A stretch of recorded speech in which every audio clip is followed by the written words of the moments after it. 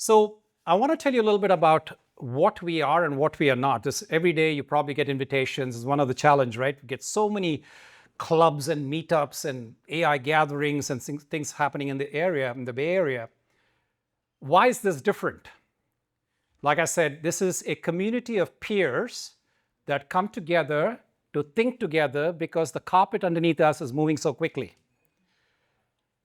So what some of my companies that want to sponsor the event, they say, Jay, we want to sponsor your Q4. Can you tell us the title of the Q4 event? And I say, I have no idea. And if I have an idea, if you have an idea, you're probably dead wrong.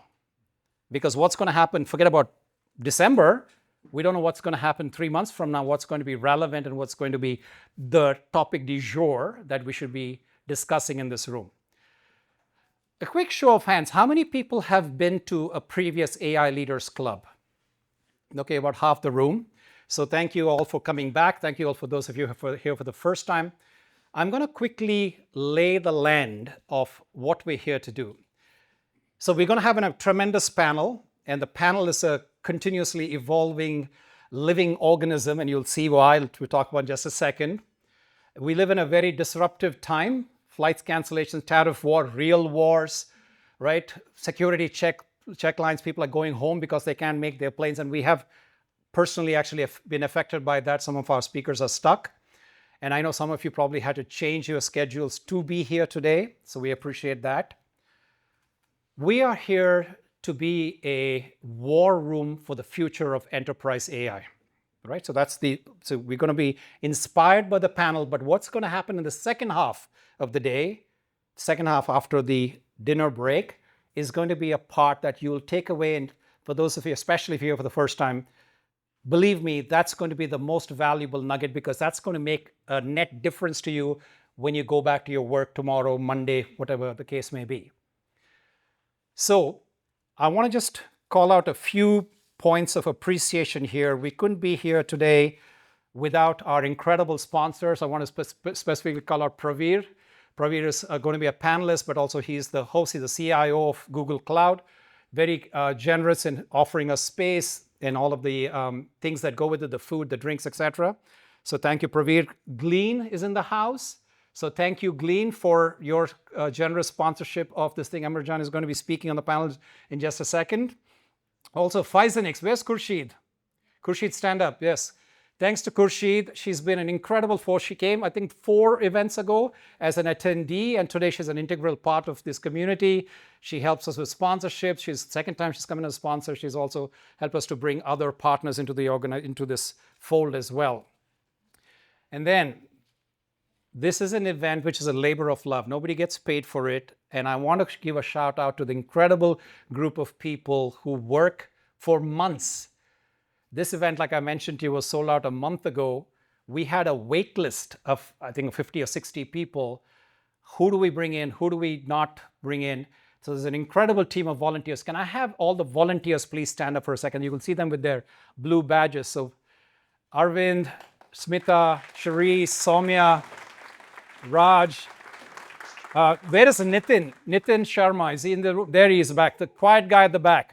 He has been lifting mountains to make this evening happen today. So thank you so much for all of you all supporting it. We couldn't be doing this, and we continue. And they're like, they're really always on the thing of how do we make this event better and better every single time so that we can bring maximum value. And, we live in an incredible space, the Bay Area, and time, where we are creating things that are changing how the world operates and how the world interacts and what work is going to look like going forward, etc. So just an incredibly fortuitous time, incredible enthusiasm in the room. So with that, I'd want to share with you, so there are going to be a few things that I'm going to announce after the dinner break. So folks, this is a little bit of a unique thing, and especially if you're here for the first time, I want to kind of set the context here. We're going to have a panel in just a few minutes. It's going to start. I'll give you all a 20-minute break, bio break, lunch break. What I need you to do is not to finish your dinner. Please just go there, serve yourself, come back into the room, because like I said, we have some incredible stuff that we have planned in the second half of today. So come back in, and I'm going to talk about, besides the consulting game, some of you know if you've been here before, There is also going to be the thing that if you all voted, I sent out a survey earlier this year. We've got 1,000 executives in our community now. We've done 6 events. What else would you like? And it's very nice of you that some people came back with feedback with us and said, okay, there's certain things that we want. We have acted on your requests. And I'm going to announce 3 new programs from the AI Leaders Club community, smaller, intimate, deep dive, fun gatherings, wine tours, etc. And I'm going to talk about it when you bring your lunch, dinner table plates back here and come into the room. And then we have some social networking time after the consulting game. And then, we should be done here by about 9 o'clock. Please stay till the end. You're going to be glad that you stayed till the end because the valuable stuff is in there. So with that, let's go ahead and turn off our phones. And the only time I want you to take out a phone is to take pictures, because I want you to post on LinkedIn, social media, find your thing, your social media device of your choice, and tag us, AI Leaders Club. And with that, let me bring onto the stage my co-creator, my co-chair for the AI Leaders Club, Senthil. Senthil Thangavelu, please come on up. A round of applause to...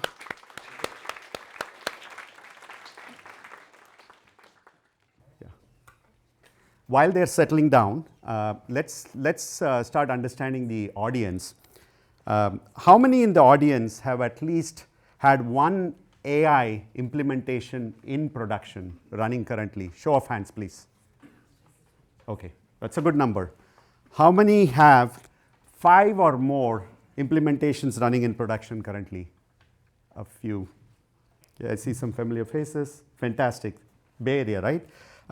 How many in the audience have AI use case where you are very confident in how you measure the quality?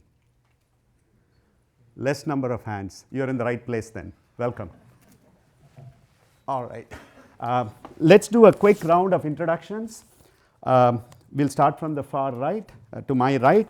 What we'll do is a quick round of introduction along with a fun fact about yourself. Pravir, if you want to start. Hopefully you guys can hear me perfect. Somehow I'm mic'd up and not having this mic, so just checking.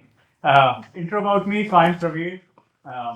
I worked in Google Cloud, CIO for Google Cloud, have been here for 4 years in Google Cloud, and before this, I used to lead the Google Assistant effort, which has now become the Gemini app. So very familiar with the overall progress in the AI ML space and with GenAI.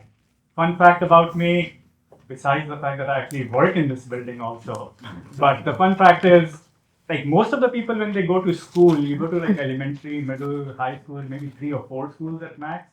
Growing up, I ended up going to 10 schools just because my dad was in the Indian Administrative Service and we would just get transferred every year. So I built this habit of how to just acclimatize, get into a friend's group and all of that and figure out like you join a new school and exams are coming up in like 2 months and so you build a different kind of resilience.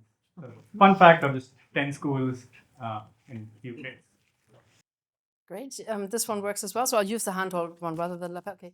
Hi, everybody. My name is Daniela Busse. I'm probably the one who is not the engineering head in this crowd. I'm more from a corporate innovation transformation background and applied research. So I do have my background in computing science. I've got a PhD in AI, actually, but then worked for Microsoft, Samsung, SAP, City Ventures, and various corporate innovation roles. Fun fact about myself, I guess, is I born and raised in Germany, in Europe, and then I went to Britain to study. And I wanted to first go there to learn English and ended up going to Edinburgh. I don't know if you know, Edinburgh is in Scotland, so little did I know they don't speak English. so I spoke Scottish for about 10 years, and that was, if you wonder about my accent, that's a mix of that. Can you hear me? In the mic? Can you hear me? No. Now you can, right? Okay. Hey everyone, I'm Sid. I currently lead the data analytics and AI teams at Palo Alto Networks. I've spent most of my career in data science. In fact, I was a data scientist at a startup called Efficient Frontier, not actually close to this campus, before the data scientist role even existed in the early days. And right now my role is essentially around a lot of the initiatives around data foundations and for AI, as well as some enterprise AI applications. And previous to that, I was leading data science at Maps. Then I was also leading data science at YouTube, so former Google. And before that, at Adobe, I kind of was doing data science, product analytics, and custom analytics, again, before it was a thing. So really feel privileged and excited to have kind of done these things before they kind of became mainstream. So that's my background. I guess one fun fact about myself is I'm really, really good at really bad math jokes. So I'll share one. What do you get when you cross a mountain climber with a mosquito? Nothing. You can't cross a scalar with a vector. There's more where that came from. My God, I'm so much into riddles. I won't stop pursuing you, Sid, after this. So I don't know, make your LinkedIn account private or something. But hey team, great to be here. This is Emre Can from Glean. I am the CPO of Glean. I've been there for about 3 years. I love partnering up with the 3 co-founders of Glean, 2 of which have very deep Google roots. The really nice thing is they are all very hardcore engineers, so I get to run all of R&D outside engineering and this product, data, design, operations, pricing, like basically anything we need to do to ship great products faster. I'm a former entrepreneur as well. I actually don't like reporting to other people that much. I can say that this job is the best job I have reporting to somebody else. But before I worked at Stripe, Amazon, I built a few companies. The last one I built, I ran it for 6 years, sold it to LinkedIn in 2018, worked there for 4 years. And again, I'm at Glean now. So I think I shared some borderline fun facts, but I saved one more to share. Among many other esoteric things I do, I collect restaurant menus. So I claim that I have the largest restaurant menu collection in the world, running over 4,000 pieces. And I use AI heavily to identify new restaurant openings, restaurants that are probably closing soon, restaurants that are updating their menus, so I should grab one before they update. So all these things, I have some AI agents running on Glean resources and like infinite Opus tokens, I guess, to get this intel and grow my restaurant menus. All right. I think I am the serious one in this crowd. Sendil Tangavelu, AI and engineering leader. In the past, I've worked for companies like Flextronics, Toyota, Amazon. Fun fact about me, I'm an avid hiker. Last year, I hiked up Everest Base Camp in Nepal. It was super cool. Really enjoyed that experience. Look forward to doing the Mont Blanc this year. So that's the fun fact about me. With that said, let's jump right in. We'll set the frame. We'll start with a broader question, and then we'll go deeper into layers of AI implementation and scaling in production.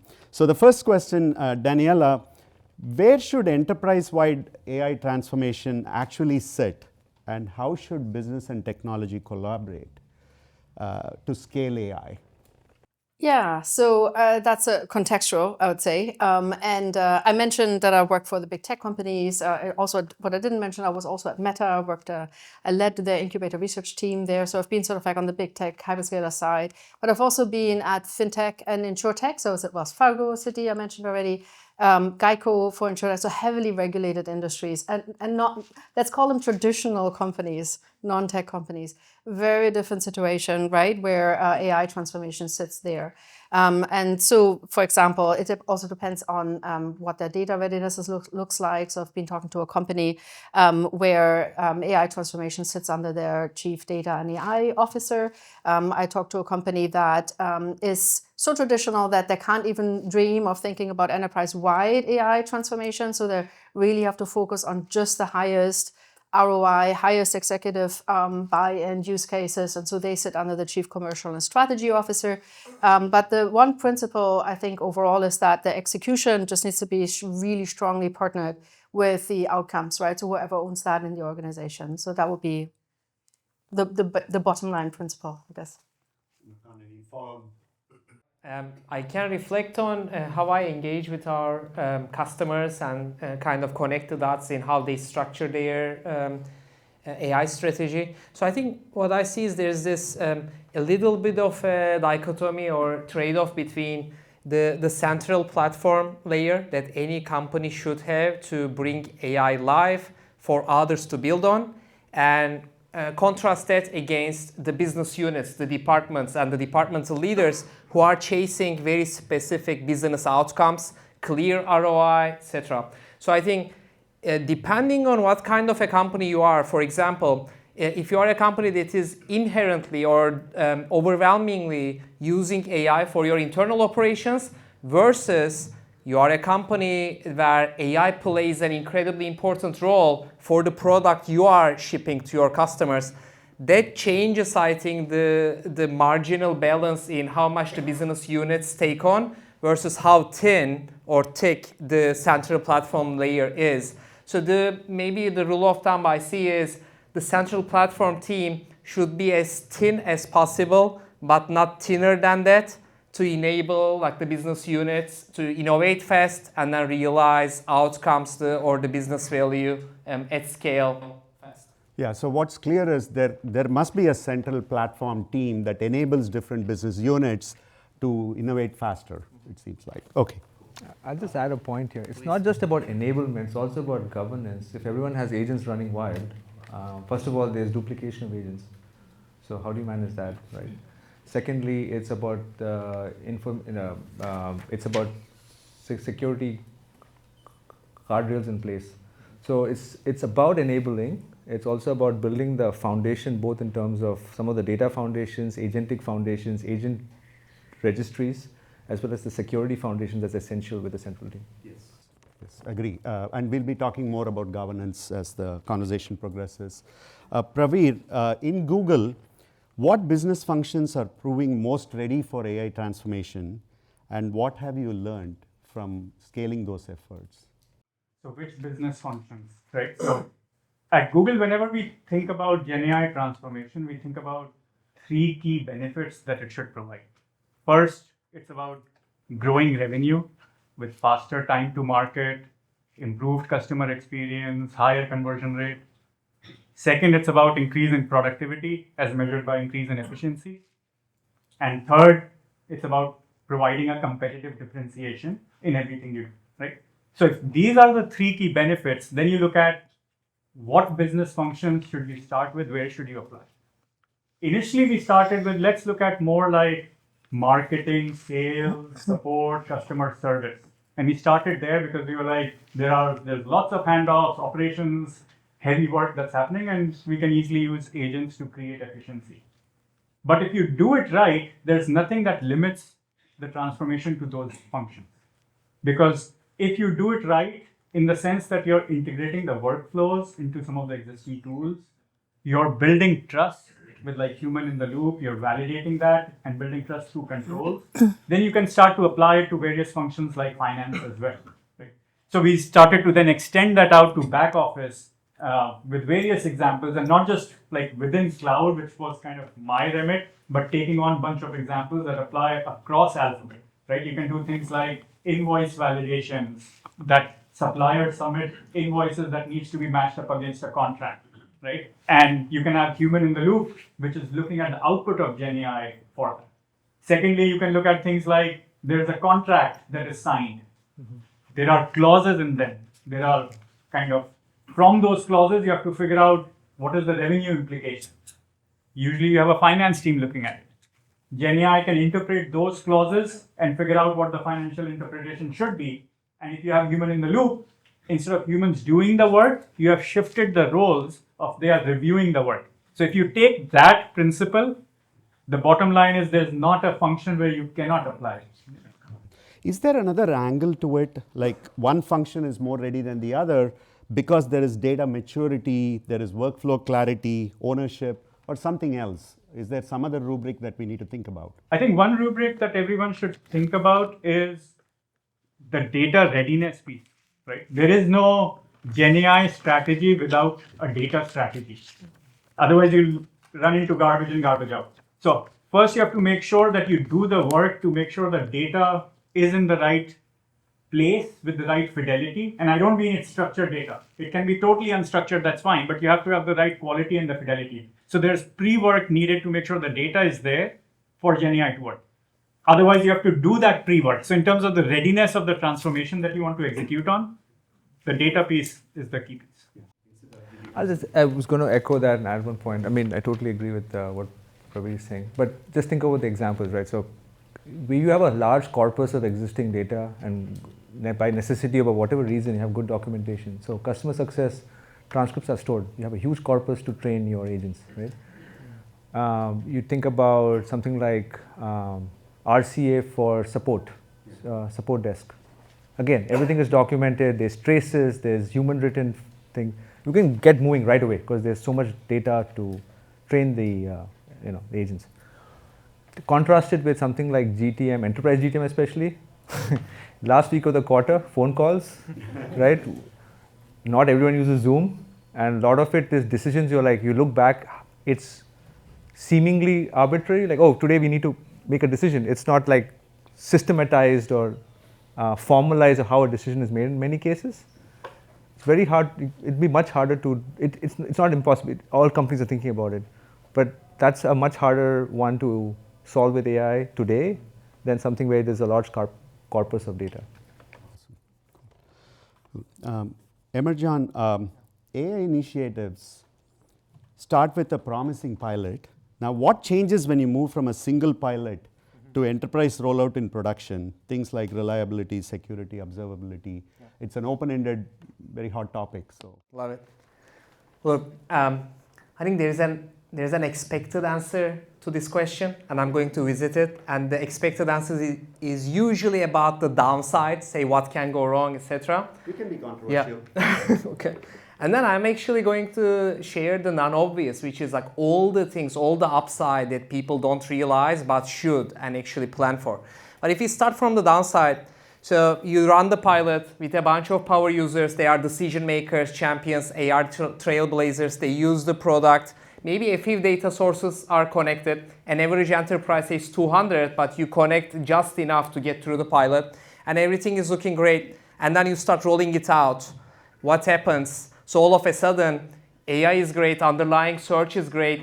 People start finding all these artifacts, documents, things that they are not supposed to find. But mind you, this because there are so many overshared documents over the years, decades that built up. And AI makes it much easier to find, search, discover. So then you realize, hey, like obscurity is not security in this way. And then AI makes it, creates it. So one customer, for example, apparently they had a channel about offboarding employees. And one engineer had spun up this channel where all the offboarding employee data would come in. But as the company grew, this engineer took other roles, no longer related to HR. Now there's a proper HR department, but this engineer keeps getting access to the offboarding channel, which might have hundreds of employees' info. Now through AI, you can easily find, query, etc. So this is really the downside. But I would say the following. The upside is massive, and that's the more, I think, less obvious, more opaque thing. If you are enjoying a pilot with 10 users and you go to 1,000, 10,000, 100,000 users, you connect 10x more data sources to AI, you should expect an incredible ramp up in search relevance, in usefulness. Because why? When you have more users, these users should actually be making your overall system better, more accurate, etc. If the AI vendor is not riding that upside, if it is not actually offering that performance, there is something wrong. So we should all expect that huge hill climb quality boost when you go from a set of pilot users running a pilot to production grade AI deployment with 10K, 100K users using your solution. Got it. Among all these factors that you talked about, right? Permissions, observability, security, what gets underestimated most in an enterprise rollout, and what breaks when you miss it? Anybody in the panel? I would say trust is probably the one. I mean, we've heard more and more about trust and the importance of it, right, in the last few months for sure. But that's the easiest to break and the hardest to build back up again, and especially with AI systems that we're seeing today. I would just say, I don't know how to put it, the edge cases. So they seem like edge cases, or the demo looks good, you've thought about most of it. But it's all of those, wherever the human judgment comes in, and it's not one or two edges, it might be 50, 60 edge cases. And at scale, that starts to matter, right? And that's often shows up. There's always an edge case you haven't thought about. Always. Right. And the second, I'll just cheat and say one more, which is the operations part. I'll keep bringing that up today because I feel like traditional software engineering is you build it, you ship it. Now as you build it, you ship it, you maintain it. It's really much, it's a different mindset. So I'll give a simple example. You've done your context engineering, you've built your markdown files, your rags or whatever, your documents are there. Now the business is evolving. Now those documents change. A policy change is made which is not well documented. Now suddenly your system is out of sync. And I think right now we are such in pilot enterprise. Everyone's go. We're not talking about it enough. Brings us to a good segue because these systems are non-deterministic. For the longest time, we are used to a deterministic solution where testing is easy. We'll segue into evaluations. Siddharth, how do you design evaluations for AI at scale? And this is an interesting debate, right? Like who owns evaluations in the org? Right? So before jumping into that, this is a very, I'm sure this audience is very much in the know, but everyone knows at heart what an eval is. Okay. So I'll just take a step back because evals have been around for a while now with AI and agents have become kind of front and center.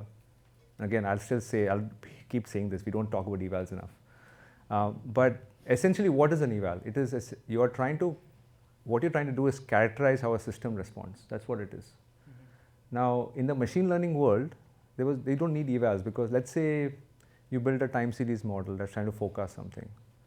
And you not only get a forecast because the data distribution is well known and well characterized, you even give a 95%, some kind of confidence interval, credible interval. That's a characterization of a system, of a machine learning system. Why do we have evals? Because the thing is now you have this language which is hard to characterize as a mathematical distribution. So you say, it's not easy to mathematically characterize a distribution of, you can, but it's not that straightforward. So what you say is, I don't know how to do that. So I'll say, let me ask a human if it's good or not good. Right? That's what an eval is, right? And it's been around for a while. Like whenever you have text type of, even any large B2C company would have like, you're giving user feedback, user comments or ratings, you would have humans going and checking whether it's correctly rated or something malicious and so on. But at LLMs, this is happening because it's front and center. You have a prompt, you have a response. That's what an eval is, right? So I'll just share a few thoughts on evals. So what are the different types of evals? Let's talk about that. And we can go deeper later if we have time. But you have evals for generative applications. And I would argue that's among the easier evals. Generative means you're generating text, right? It's easier because you ask a human, you say a typical set of number of questions, and then you ask a human to say this is good or not, and you can design a rubric, and you can teach an LLM how to judge. That's called LLM as a judge, right? So at scale now you can go and do it, and as long as you keep the policies updated and you're keeping track of the questions coming in, and you're getting the thumbs up, thumbs down, you can keep augmenting your evals, right? The very hard one is actually the evals for systems that give numerical responses. I'm in front and center. We are building a system that you can ask English questions and it runs the SQL, it does a bunch of multi-agent data science and gives you an output. Those are way hard to run because it's not like it's subjectively thumbs up, thumbs down. Either the answer is right or other answer is wrong. So that's good, it's precise. In terms of input, output, it's precise. The problem is how do I can't, there's an unbounded problem. I can ask any set of questions and I'll never give you a guarantee that this is the complete set of questions I have. So this is what we have done, is one principle is you say, based on the distribution of prompts I'm getting from user, I'll assume that's my universal question. And then I'll abstract out of it, saying, okay, typically these tables are involved in the SQL, typically these are the joins, and you kind of come up with an abstraction and you design an eval based on that. But I can never give you a guarantee of that eval.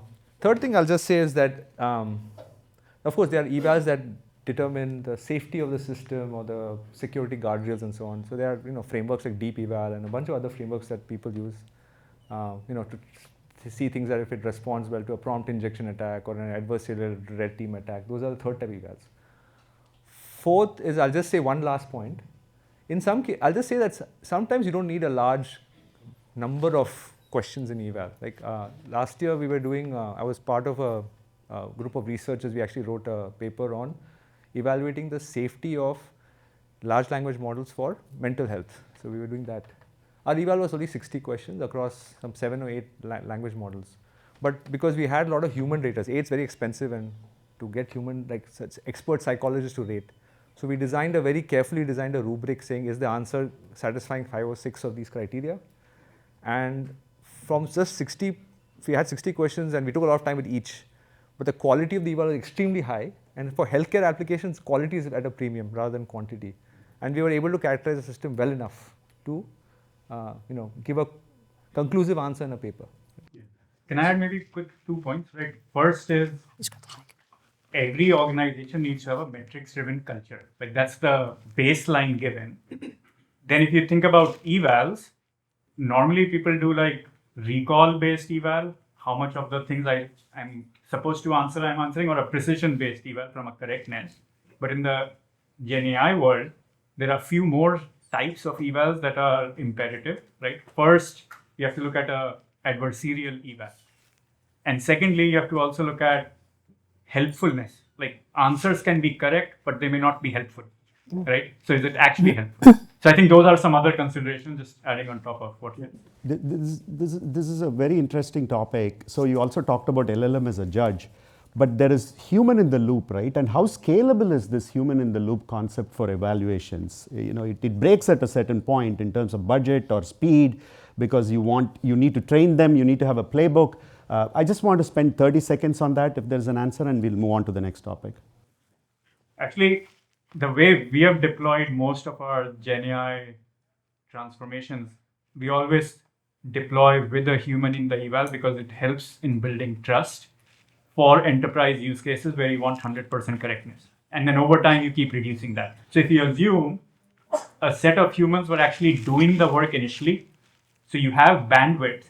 If you now shift their roles from doing to actually evaluating, you have the bandwidth to evaluate. Now you don't want to keep evaluating the same set, and you want to take the feedback from the human evaluation that feeds into the prompt itself, because a lot of it is tribal knowledge which may never be captured in a knowledge base, and that feeds back into the prompt itself, so that over time you're reducing the human eval as well, and you're automating this whole thing up.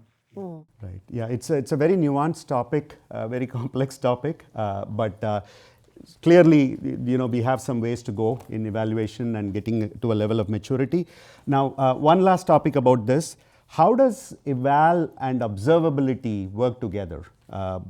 Any thoughts from the panel on that?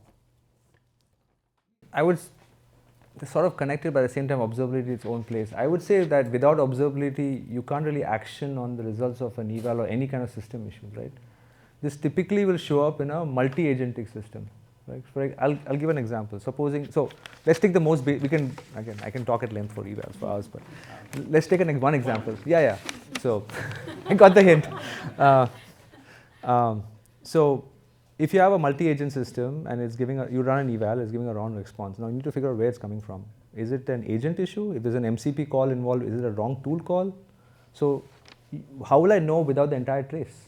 How will I know? Sometimes what happens is the agent is not passing enough context. So typically architecture, very typical is orchestrator or intent agent and sub-agents, and then sub-agents. Right? So typically, if you do a very basic eval of output versus input, now you need to go figure out why it's wrong. Then you got to figure out which part is breaking. So you need the entire trace, and a lot of times not enough context is being passed from one place to another. That's a very typical pattern you see. You need observability for that. Yeah. Great insights, and we'll continue talking. Thank you. Daniela, when organizations are trying to scale AI across the enterprise, how should they sequence their use case so they build trust and value? Is there a rubric at all? Yeah, we touched on a few points already, I feel, in some of the answers. But I guess the main sort of like dimensions that I've seen work well is as the highest priority, like the trade-off between value and risk, right? So in terms of like what is the ROI that you can expect versus what is the risk appetite really, right, of the area. So it might be high risk, low risk, but the org might have their own assessments of what's important or not. So that's the value versus risk. And then on the other hand, data readiness came up several times already, right? So that's obviously a key one. So if you have areas where, the data is more ready than others, then that would be an easy, picking ground. And then thirdly, very importantly, is the cultural readiness of the organization, right? So like within tech, even within tech, depending on which company you see pushback, you definitely have cultural sort of like readiness in terms of leaning in and embracing a different mindset, a different way of working, startup ways of working, things like that are very different across the organization. So those three, I think, would be the primary ones. Yeah. I have a follow-on question. From an organization standpoint, what should change in terms of incentives for organizations to adopt, for people to adopt, and it becomes a habit and it's not really forced on them? Are there some thoughts around what kind of incentives, what kind of cross-functional operating rhythm should be established for AI systems to thrive long-term? Maybe the thing I'll add is what gets measured gets improved. So the basic thing you have to do is, are you measuring the use of AI within the organization? Is that available in a dashboard for everyone to see? Because then it creates the incentive of gamification, so as to speak, of I want to be higher up on the leaderboard. You can then tie other types of incentives behind that, but that is your first step to make sure there's measurement of this being done. I know we have a funny incentive use case, so we can talk on as well right now. But in terms of, just to add on that, another approach is that I've seen work as well is to actually just focus on outcomes. And then if AI is supercharging, right, and superpowering people to 10x their outcomes, and that's going to be a very strong incentive as well. So these metrics, Pravir, you talked about metrics, but those metrics have to be carefully defined, I guess, because some of them can be vanity metrics. For instance, coding assistance. If you just tab and let it like autocomplete, you've used AI agent, the depth of that metric is not sufficient. So I think metrics should be very carefully defined so you get the true view of how you're measuring it. No, that's completely right? Like even in the, like if you think about Google web search and the 10 blue links world, a click by a user can be a short click, which is I clicked and I just came back because the website sucked, right?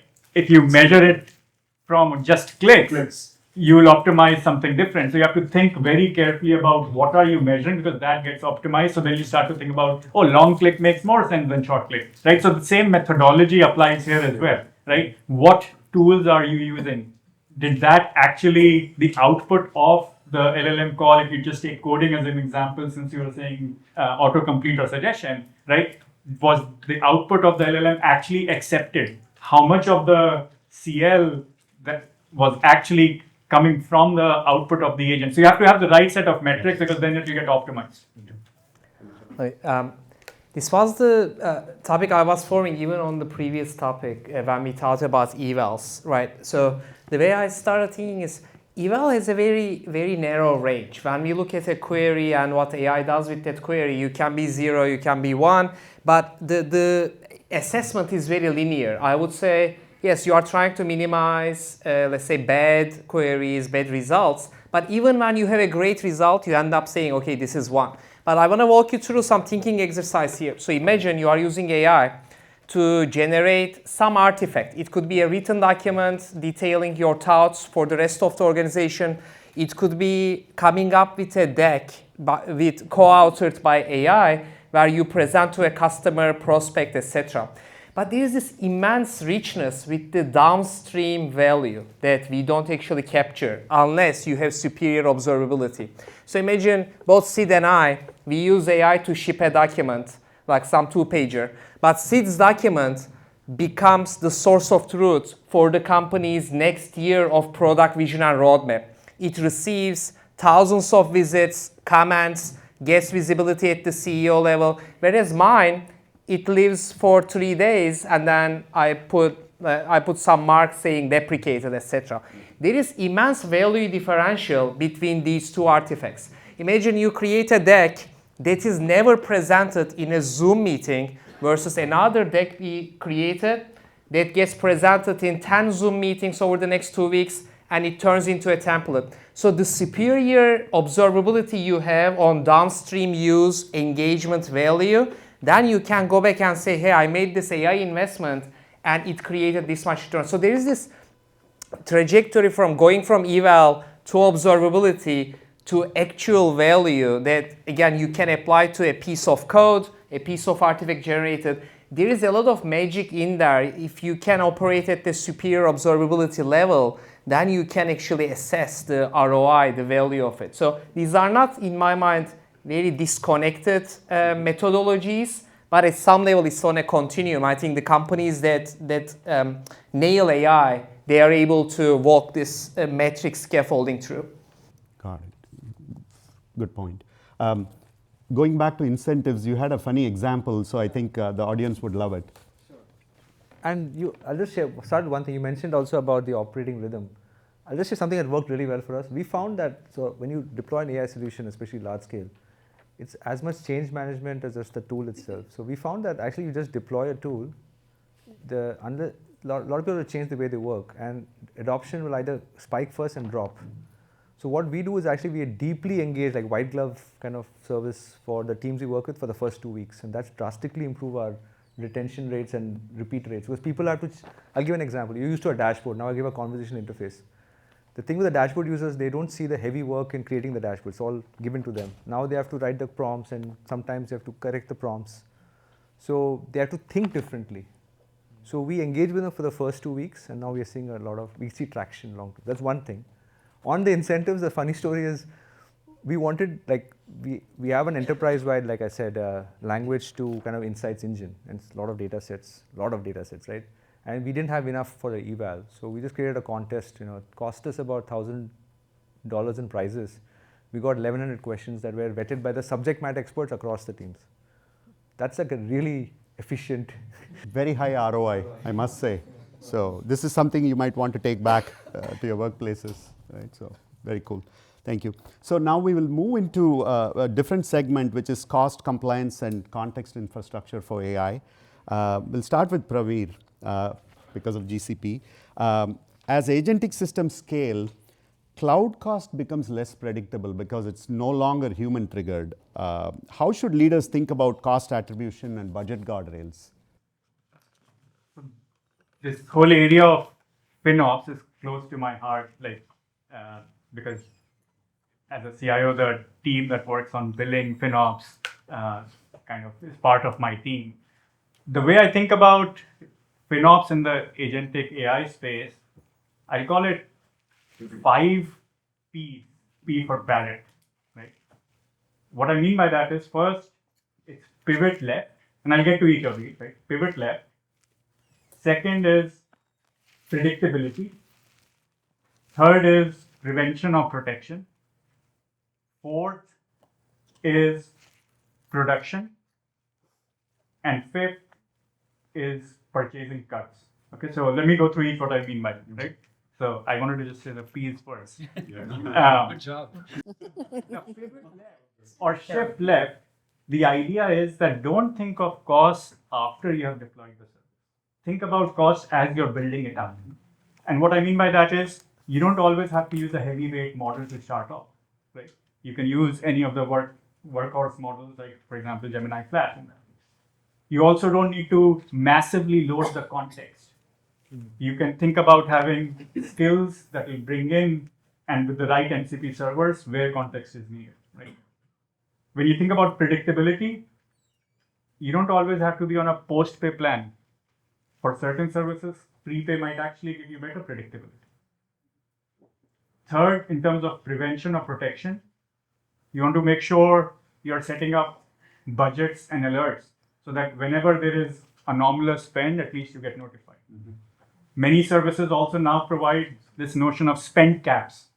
So at least recently in AI Studio, we rolled out spend caps where it will cut off after whatever cap you set up so that you don't accidentally overshoot, right? So that's on prevention. Then if you think about post-production, now that you've deployed the service, two things to look at is make sure you have labels and tags set up. Why? Because that will help with explainability. You need to better understand the cost because you might need to explain to a peer or your manager, whoever else. You also need to look at if you have a reserved instance, those can actually accrue charges even if you're not actually using it. So you have to right size those instances. And the last one about purchasing CUDs, which is committed use discounts. You want to make sure all your Gen AI spend is actually covered by CUDs because that will give you better discount for the overall spend, right? So that's kind of the framework, thinking about all the way from pivoting left from building to actually thinking about after you have actually deployed in production, how to think about cost overall. Love that practical framework on optimizing cost. Thank you. Daniela, we'll talk about compliance. There's a lot of conversations about regulated industries and so on. But I haven't heard a lot of conversation about the European Union AI Act, right? So for the benefit of all of us, can you demystify that for us? Give us some practical considerations how we should navigate that. If there are companies here that are already global, they probably know it. If there are companies here that have global aspirations, it will be helpful. Yeah, exactly. So I do want to demystify it a little bit. It's the reputation is worse than it actually is the case. So first off, the biggest lift was already done with the GDPR Act, actually. So whoever is complying with that, which I'm sure is all of you and all of us, is actually it is not going to be a big lift after that for the AI Act, especially given the current modifications that are being discussed in the European Parliament, where we're looking at the digital omnibus, which is likely going to pass in the next couple of months, which will extend the timelines of the EU AI Act by at least 2 years, which means everybody will have another 2 years to get ready anyway. So it's not going to be quite a drastic a shock as people were worried about. And also, it really isn't as restrictive as sometimes it's being painted as. It's really just good hygiene practices, right, in terms of risk-based assessment of your systems that you're putting out, right, and looking at sort of like how much of an impact would your system have in a failure case, right, on people, on life, on different categories, and then by the high risk tiers, just make sure that those tiers are specifically looked at, right, that you've got your documentation in order, you've got your evals in order, all of that, which is really what everybody should be doing anyway. So in terms of demystifying, don't worry about the AI Act too much from the EU. California also just came out, right? New York also has some interesting legislation. So even within the US, there's some interesting and imminent legislation to concern yourself about as well. Thank you so much for lightening that for us. Emerkan, as enterprises move from pilots into production, why does context become critical to making these systems useful and reliable? Sure. So let's think about what you do. You're a knowledge worker, and all of a sudden, let's say, a great AI assistant is deployed to your company, right? There's incredible novelty effect on day one. Like, no matter how limiting that AI assistant is, you actually don't mind downloading a bunch of your files here, like uploading them again, asking some questions, realizing you are missing some other things. So you don't actually mind in the novelty phase of using AI doing a bunch of work because it's new, it's novel, so you are okay doing it. But then if that AI assistant is working, then like you expect to get some ROI from that. Like if every day, every week, you need to define your context that week. Hey, here is my calendar, here is what is top of mind to you. I now want you to act as an expert of HR, etc. If you see yourself doing these things again and again, the novelty effect wears out and you realize, hey, this is not efficient, etc. So one aspect is what the user might do in the earlier phases of adopting AI will not actually scale when that user is expecting everything to work perfectly with very little time spent. So that's like one. Second, when a single user, let's say a member of the product management team, a single PM, is using AI, maybe that person is a trailblazer, identifying new ways to do it. Well, as CPO, it's not enough that in my team of, 25 PMs, 1 or 2 PMs are trailblazing the way. I want to generalize. I want to do what Sid or Danielle is doing to all the PMs so that we lift all the boats here. So how do you go from single user to multi-user when we are discussing skills, when we are discussing agents, departmental use cases? So the AI deployment and the context should enable going from a single user efficiency to departmental outcomes there. Third, and the last one will be overwhelmingly our AI experiences today are reactive. We go to AI, we ask it to do something, to say something, and then we get the response. But at scale, we want AI to magically work in a proactive way for us. Realize that I start my work days at 7:55 a.m., get my daily digest ready, before every meeting, get my meeting prep ready, after 6 p.m., prepare 80% of my emails or Slack responses, etc. So how do you leverage context to put AI on this proactive automation mode where the human doesn't need to trigger AI or remember to query AI? I think these are some of the magical outcomes, the second order effects of superior context. Got it. And I also want to take it to an enterprise context in the sense that when companies are scaling AI, much of the context is outside of the digital world.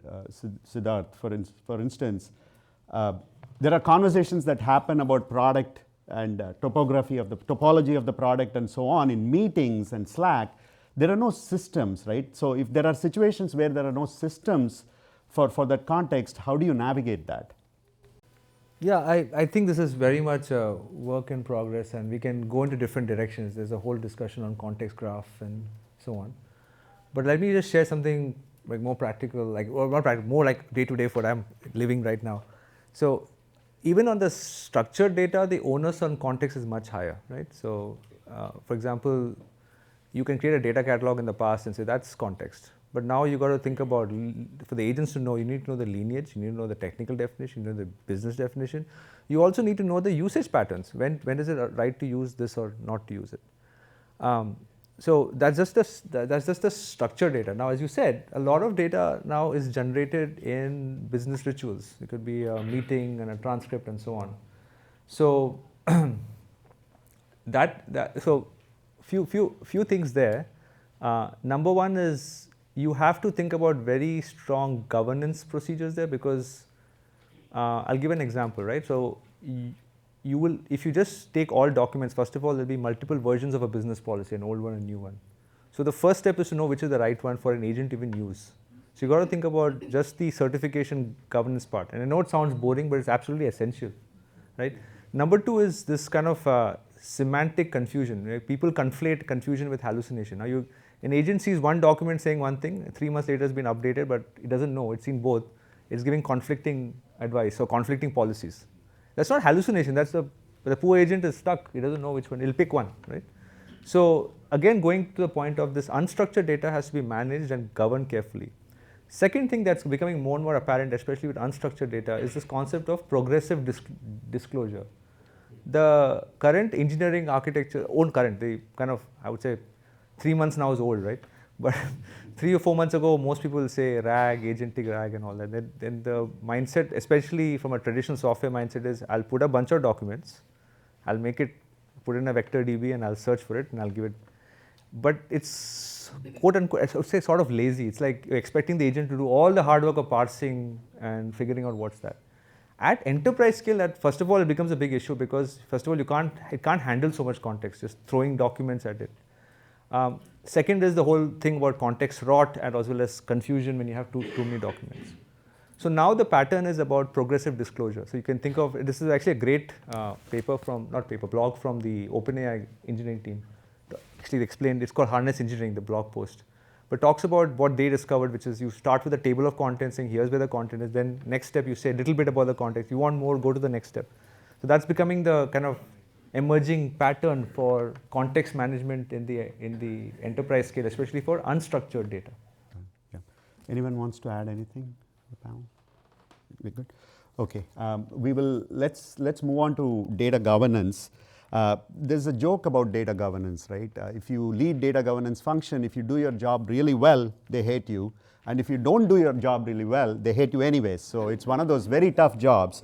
So the question is, as enterprise AI scales, how should governance evolve, right? Like what are the things that you should rethink and evolve it differently? Because what worked back then probably will not work now. It's an open-ended question. Please take the mic. I think one thing you have to get right on the governance piece is if within an organization people are using a platform to develop agents, there'll come a point where they'll have 10 agents to do one task, right? You can think about this person A developed an agent for sales compensation, person B developed, now there are so many. Which is the canonical agent that the rest of the organization uses? How do you graduate and say this is the one, right? Where is the registry? Where is the governance? Where is then the eval that says this is the one that it should be kind of knighted in that way? And then that is the one that the organization will look at improving over time because that's the one you're making better on, right? So that's one aspect of governance that you have to get right. I think the second aspect is, I think, as the novelty in certain areas wears off, how do you keep the context fresh? That you're making sure you're feeding the GenAI system and it's tapping into that context. If it's tapping into the source and all the documents or whatever is your repository is flowing in, then it'll have it. But in many cases, it doesn't. Right? So you want to make sure that the context also remains fresh, that it remains relevant. And then the third thing I'll add is to not lose sight of access control. Because I think Arakan was saying this, which is all these agentic systems, they help in easily democratizing data access. So the obscurity piece goes away. So you want to make sure that the ACLs remain consistent because there are real world movements that happen of people moving from team A to team B, leaving a company and whatnot, that those are automatically passed through, and it's not like the agent is having system access to the underlying data and exposing it, whereas the end user should not have had access, right? So those are the three aspects to look at. Imogen, it looks like you had something to contribute. Yeah, I had something. This is what Jay had opened up with. Hey, what's going to happen by Q4? Nobody knows. I was going to say, hey, if there is something valuable, really valuable to build, well, nobody wants to wait until Q4 to build it. The time to build it now is now. So on this data governance, like my prediction about where we will be going is, if you think about the entire data corpus of an enterprise, some of it is code and it lives in Git. It's a completely machine understandable content, etc.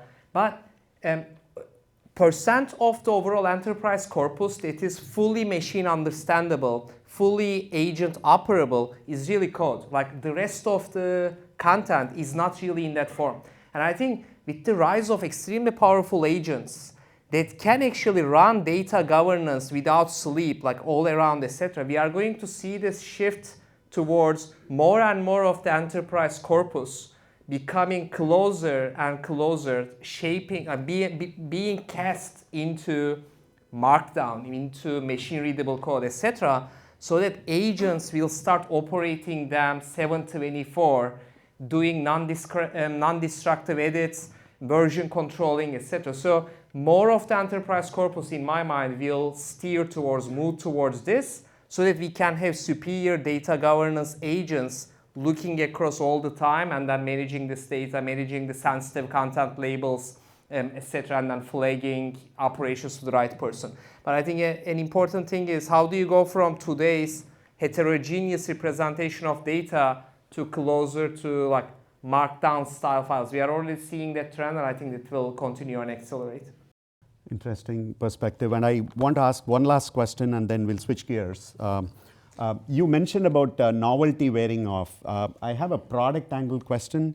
So after an AI capability goes live, how do you design for long-term adoption, habit formation, rather than early excitement and the top-down mandate because of which, hey, I have to affect some metric, therefore I'm using it. Like, what from a product side, what would you do? So I think, Tim, one of the true killer enablers, I think, AI will need to become a lot more proactive, right? The day of a knowledge worker we are so tired. We have so many tasks to do. We run from meetings to meetings. Again, we can only remember so much to say, here's a powerful AI capability, and here's something I need to do. I'm going to query it just on the right time to get the value out. That can only work so much. Like the feature explosion, the capabilities we are getting is far exceeding our attention span as humans to say, here is a task, I'm going to use this AI feature. There was a time we only had, hey, do I use fast thinking or deep research? But now we have like hundreds of features, thousands of agents. So I think the real unlock is, in the long term, AI has to become proactive. And that again comes with superior context. All of us have context that is unique, but then AI needs to say, hey, for Sandil, I'm going to kick off this workload to help him with his tomorrow morning's meeting, whereas for Emrecan, it might be a day off, so I'm going to surface to Emrecan this great restaurant that just opened up, so snap a menu there. I'll add two things, as we learned this the hard way. Hopefully it avoids for you. One thing is, insert the whatever agent or agentic workflow in the surface of work.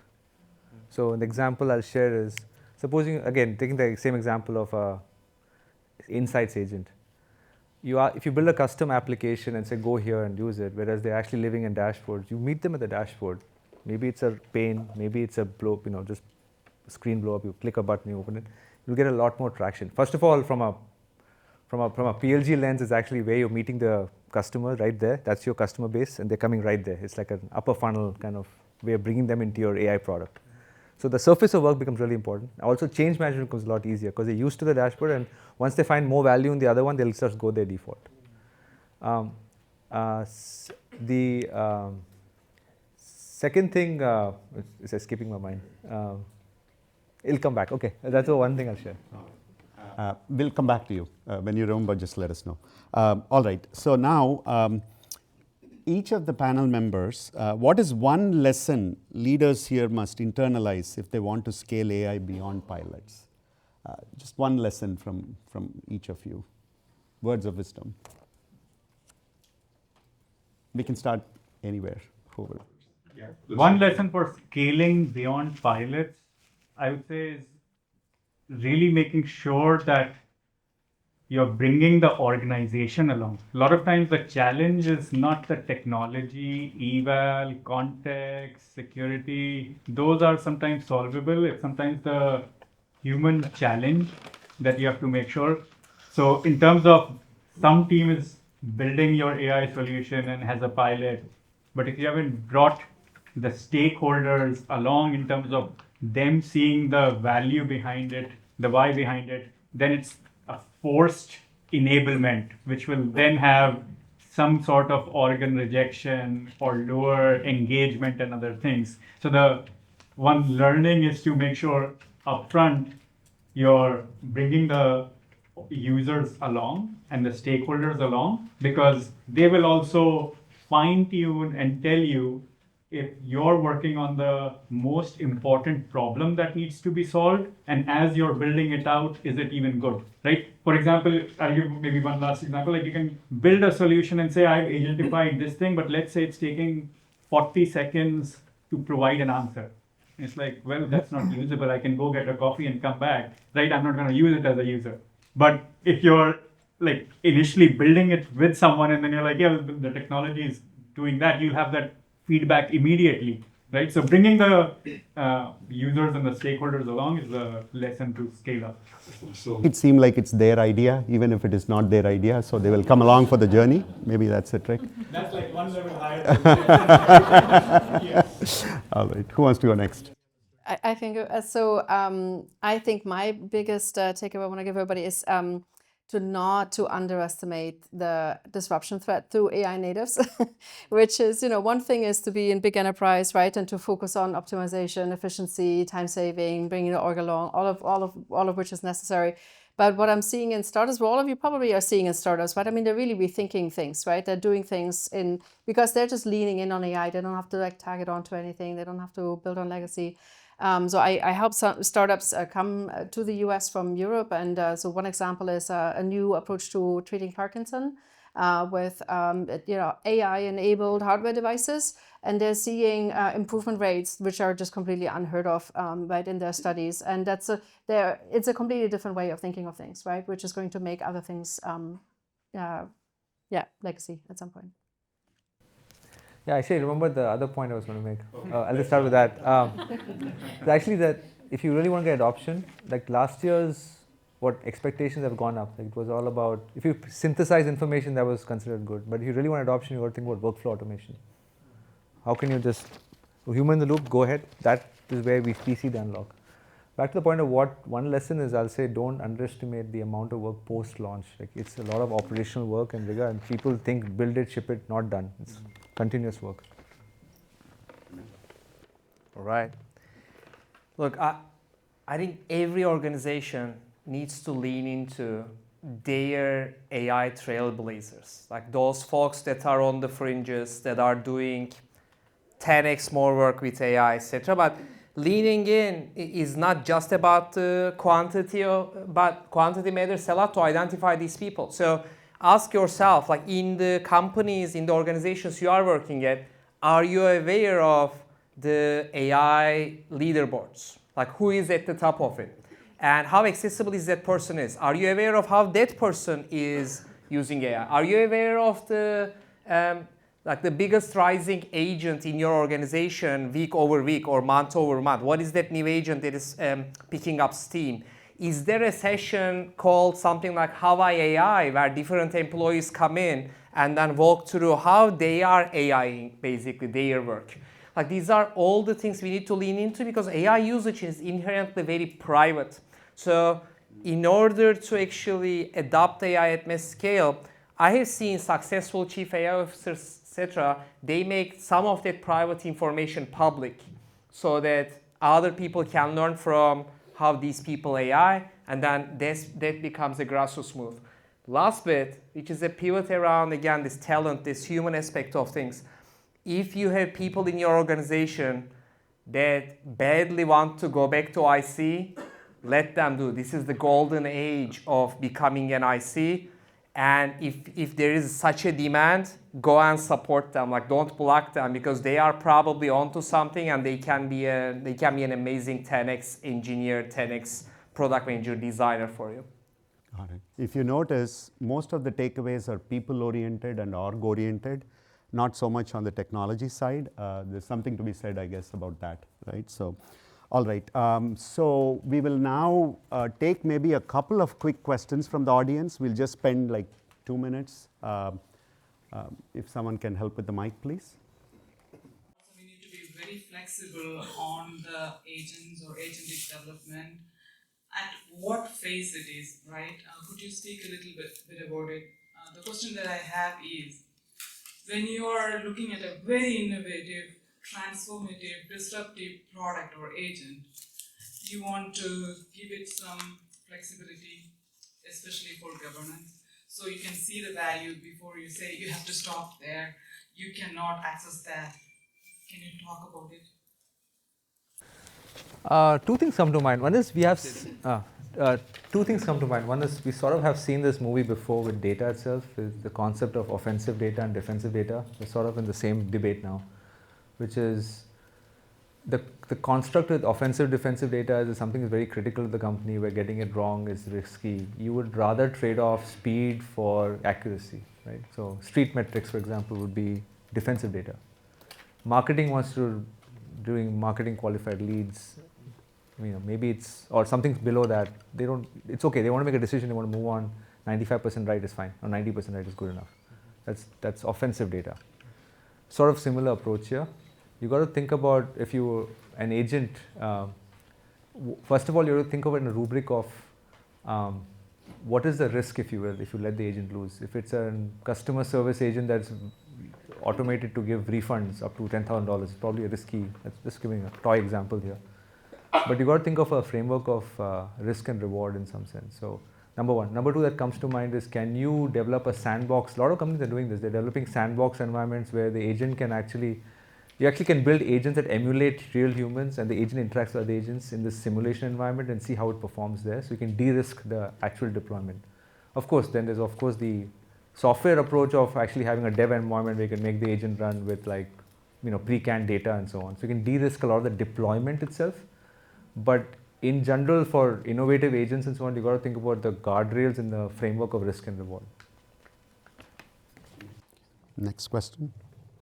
I have a question for the whole panel, which is around maybe cost of tokens and token usage, which I think is becoming more and more of a topic, where there's maybe a shift in how we think about an API usage or access to Claude or any coding agent, where it can't really be lumped in the same category as a line item of access to GitHub, like a $20 a month per dev subscription. You actually might have situations where a single developer, ideally your best developers are each burning thousands of tokens every single month, which adds up to a lot. So how do you think about framing the conversation around whether that's a good thing, a worthy investment, how that should, to executive leadership? I think one thing you have to look at is kind of outcome back, right? Starting with, is it producing the right outcome? So initially in a company, you want to encourage developers, and your metric is, am I seeing AI adoption? Then that's your first outcome, then you might have a different path. If it's a company that's already using a lot of AI, then you want to limit your exposure in some way, because you don't want somebody to go crazy in terms of the token use. Then you have to look at, is it actually producing the right outcome? Because if you're building a side project within a company, doing something, just experimenting with, are they even using the right model? Why are they using this model versus a cheaper workhorse model? Why not? If that can produce the same thing. Ultimately, it has to produce the outcome. So really evaluating on the outcome that it's producing, and then saying, is the token cost justified for that? Awesome. I think, I don't think we can take any more questions. We're running out of time. Sorry. But big thank you to the panel.